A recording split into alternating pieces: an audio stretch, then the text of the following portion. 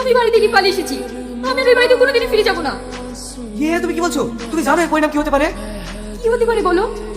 আমরা গরিব, আমাদের কোনো আটকের জন্য ভালোবাসা দিয়ে সমাজকে আমরা আটকাতে পারবো না। সমাজের মানুষ আমাদেরকে গ্রাম থেকে বের করে দেবে, আর তাছাড়া তোমার বাবা তো মানবেই না। আর তখন আমাদের এই বাড়ি ছেড়ে যাওয়া ছাড়া কোনো রাস্তাই থাকবে না। তুমি তো সেটা ঠিক করেনি। আমাদেরকে বাড়ি থেকে তাড়িয়ে দিলে আমরা কি খাবো, কোথায় থাকবো বলো? তাই বলছি তুমি ফিরে যাও। আমি ফিরে যাওয়ার জন্য আসিনি শাহিন, তুমি আমাকে ফিরিয়ে দিও না। ঠিক আছে, ঘরে উঠে এসো।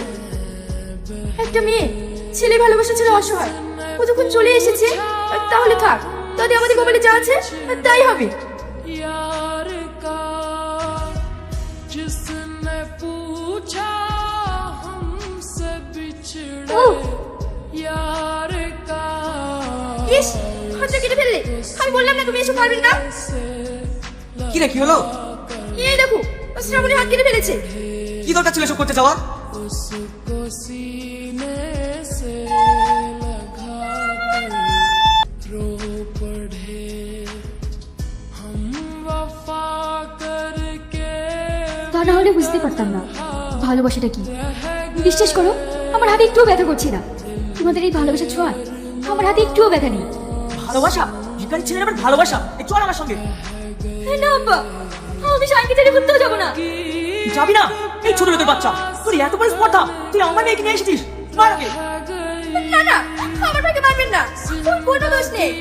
एक प्यास না, আমাকে মারবেন না।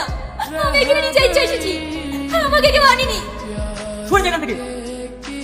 से अधूरे रह गए হ্যালো স্যার। কি হচ্ছে সব? স্যার, আমার অবলা মেয়েকে এরা পুষিয়ে ভাসিয়ে নিয়ে এসছে।